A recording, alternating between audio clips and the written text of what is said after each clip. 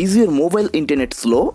Don't worry, in this video I will show you how to increase internet speed on any Android phone. So let's get started. As you can see, I am uploading a YouTube video and the internet speed is very slow.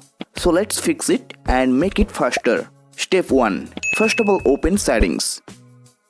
Then tap on network and internet. Now tap on SIMs and mobile network. And then select the SIM you are using for the internet.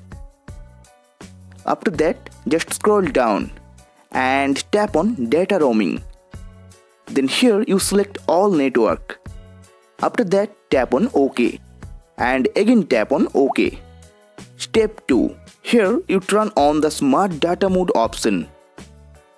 Step 3. Now tap on the preferred network type and select 5G. Step 4. After that, turn off the automatically select network option and select the network manually. Step 5. Go back from here. Now in the SIMs and mobile network section, here you tap on SIM for mobile data. Then scroll down and tap on data saver. Make sure data saver is turned off. Step 6. Turn airplane mode on for 5 seconds and then turn it off. Now if I check the internet speed, you can clearly see the difference. The upload speed is much faster.